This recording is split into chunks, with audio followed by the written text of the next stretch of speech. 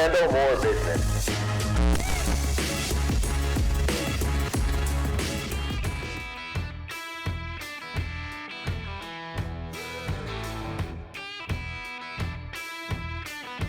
Anissa, how do you feel to be at MODEX 26? So excited. We've been working so hard alongside our clients for the past couple of months to put together these trade show campaigns, and just excited to see it all become a success. Me too, me too.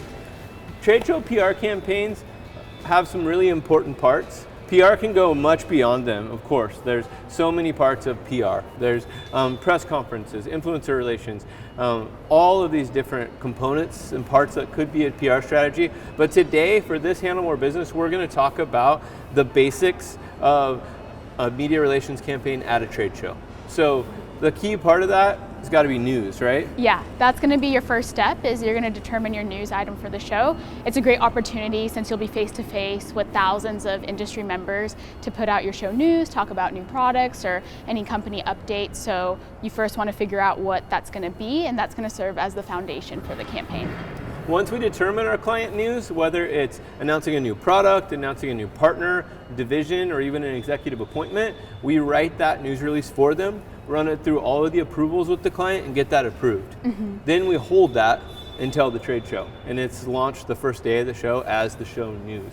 The next thing we do is draft a pitch, right? Yes, so from there, that will be the focus of the pitch. So we're going to draft the pitch, and that's what we're going to use to schedule media appointments. So usually beforehand, we know who the media are. We have relationships with them, so we'll reach out to them beforehand. But about a month before the show, MHI will release the registered media list. So then a month before, we'll contact them as well. So that way we can schedule and secure some appointments so we can meet face-to-face with them.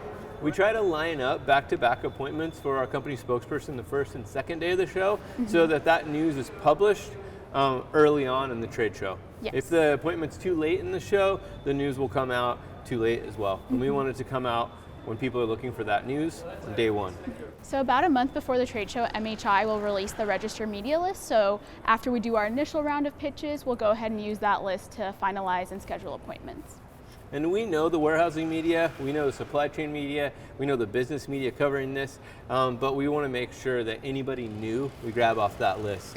Kevin Lawton today was telling me about the first time he was on that list, and he got contacted by MPC back in 2019. He's like, I felt so important, like these people really wanted to talk to just me. Full circle. Yeah, and here we are today interviewing with him on the show.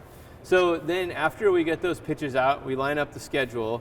What do we do next? Yeah, so from there, we will do media trainings with the company spokespeople, just to make sure everyone's on the same page for talking points and they feel comfortable for protocol for the media interviews.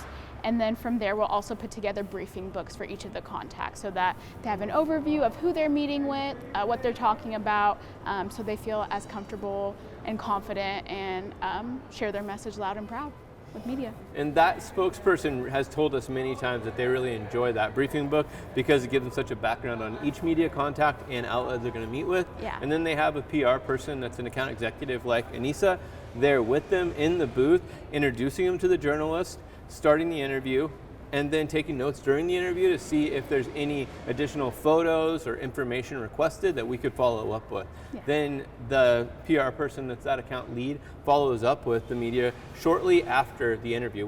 We do our follow-ups that day or the next morning, right?